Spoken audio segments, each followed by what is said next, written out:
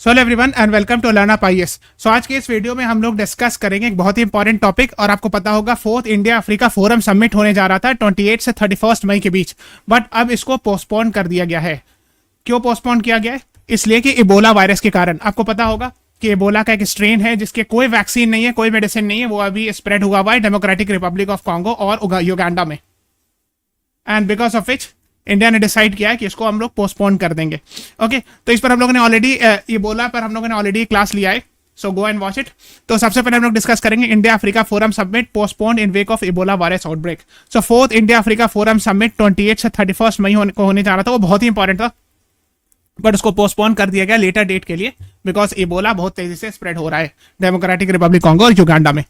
तो आप देखोगे Ebola public has been declared as public health emergency of international concern. आपने देखा होगा PHEIC डिक्लेयर कर दिया गया है WHO के द्वारा।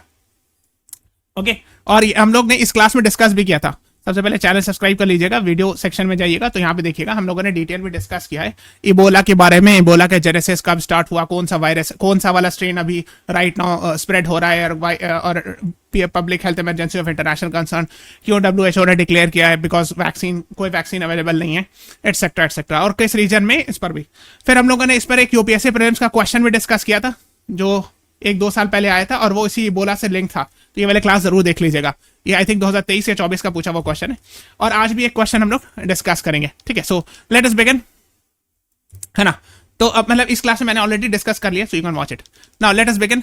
तो आपने देखा होगा 28 से 31 मई India Africa forum summit fourth जो कि होने जा रहा था, इसको पोस्टपोन कर दिया गया, evolving health situation in parts of Africa, है ना। सो ये दोनों ने मिलकर, इंडिया और अफ्रीकन यूनियन ने मिलकर के इसको डिसाइड किया। ये दोनों पार्टीज के लिए बहुत इंपॉर्टेंट था। हम लोग इस क्लास में डिस्कस करेंगे कि वाई अभी right now India Africa forum summit India के लिए इतना ज्यादा इंपॉर्टेंट क्यों था। Will discuss in this class, इसी क्लास में हम लोग डिस्कस करेंगे।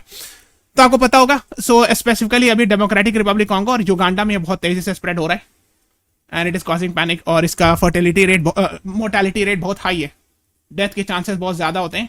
हालांकि अच्छी बात यह है कि एयर बॉर्न डिजीज नहीं है। ठीक है, we have discussed in detail in this class. तो हम लोग अबाउट द समिट जानते, तो इस तरह की न्यूज आ रही थी अभी कुछ दिन पहले, it will be a message of stability in turbulent world. आपको पता होगा वेस्ट एशिया क्राइसिस है, इसमें US ईरान में इतना वॉर हुआ है, बहुत सारे स्ट्रेट ऑफ हॉर्मुज ब्लॉक कर दिए गए, आपको पता होगा, है ना। सो यहाँ पर स्ट्रेट ऑफ हॉर्मुज है। सो स्ट्रेट ऑफ हॉर्मुज चूंकि ब्लॉक हो गया था, तो उसके कारण ऑयल, नेचुरल गैस और इवन फर्टिलाइजर, देखना फर्टिलाइजर इज इंपॉर्टेंट, अभी आगे आएगा, हम लोग इसके बारे में डिस्कस करेंगे।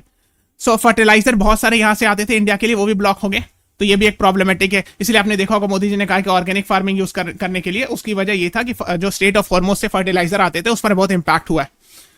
तो इंडिया अफ्रीका फोरम समिट में फर्टिलाइजर का भी रोल था, ठीक है, बिकॉज हम लोग को फर्टिलाइजर खरीदना था अफ्रीकन कंट्री से, वो भी विल डिस्कस दैट। तो ये बात हो रही थी, है ना। So India Africa signal stability in turbulent world says mister S Jaishankar. ये देखो 23 अप्रैल की रिपोर्ट थी, उस टाइम पर लोगो वगैरह रिलीज किया गया था, आपने देखा होगा इंडिया अफ्रीका फोरम समिट, है ना। सो देखो इंडिया अफ्रीका फोरम समिट 28 से 31 मई के बीच होने वाला था और थीम था एंड्योरिंग पार्टनरशिप शेयर्ड विजन। तो ये आप देख सकते हो, ये थीम था और ये लोगो रिलीज किया गया था 28 से 31 मई के लिए।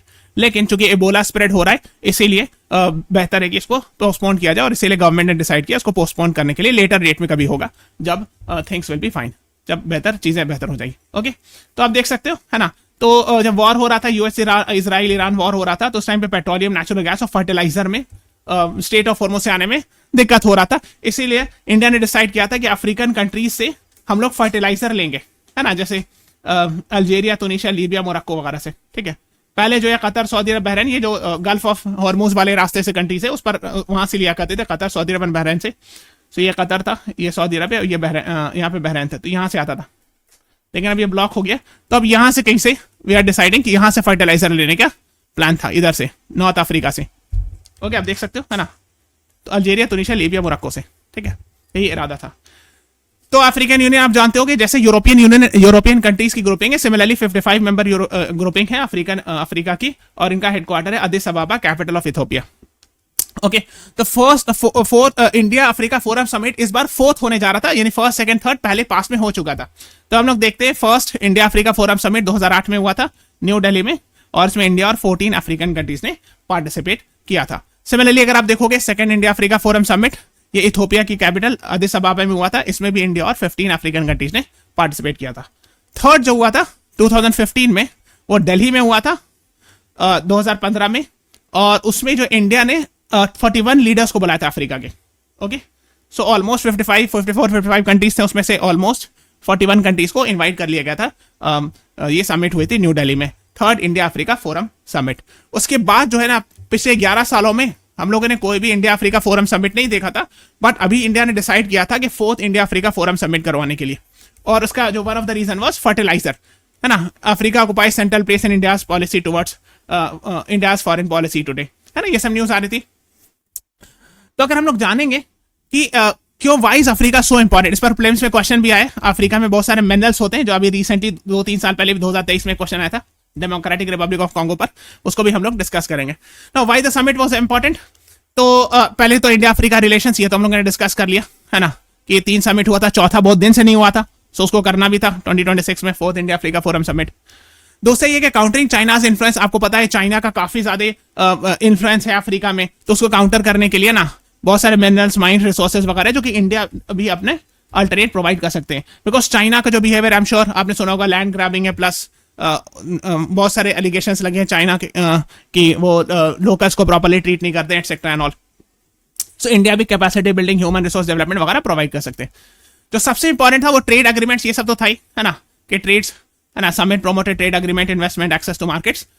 लेकिन जो अभी इंपॉर्टेंट था वो यही था, गोल्ड वगैरह हो सकता है, but the most important gold, gas, cobalt, lithium, uranium, plus fertiliser. सबसे इंपॉर्टेंट जो था वो फर्टिलाइजर के लिए।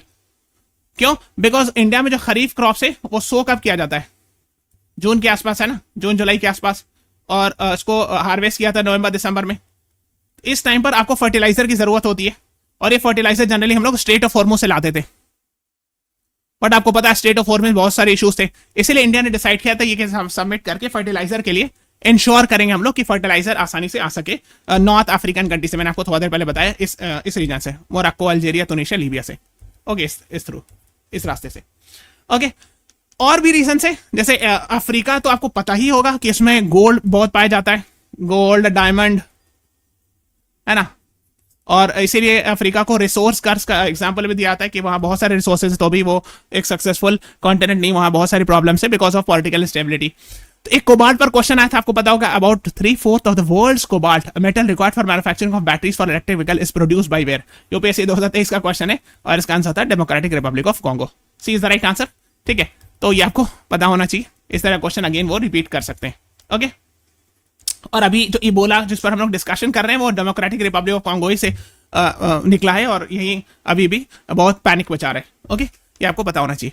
और भी बहुत सारे मैरीटाइम स्ट्रैटेजिक इंपॉर्टेंस वगैरह भी है ना, सॉफ्ट पावर के लिए तो ITC ट्रेनिंग पार्टनरशिप होता है, इसको पढ़िएगा थोड़ा, है ना, और डिजिटल एजुकेशन इंडिया और भी बहुत सारी चीजें प्रोवाइड कर सकते हैं, और एक्चुअली फार्मा एक्सपोर्ट भी, है ना, इंडिया बहुत सारे मेडिसिन को एक्सपोर्ट कर सकते हैं। लेकिन जो मेन अभी जो किया जा रहा था उसका रीजन यही था, fertiliser was one of the main reason. ठीक है, बाकी उसके साथ और भी बहुत सारी चीजें ना, कि ऑयल, नेचुरल गैस या गोल्ड वगैरह भी खरीदना हो, एटसेट्रा, या और भी चीजें, तो उससे रिलेटेड अफ्रीका से डिस्कशन किया जा सकता था। ओके, बट फिलहाल के लिए इसको पोस्टपोन कर दिया गया। आपने देखा होगा अभी जैसे आज का ज्वाइंट प्रेस रिलीज है कि we are postponing it for a later date. Okay, so ये बोला पर हम लोगों ने क्लास लिया, प्लीज वॉच दैट, है ना। This is all about today's class. Channel को सब्सक्राइब जरूर कर दीजिएगा, press the like button, share this video. Thank you everyone, thanks for watching, have a nice day.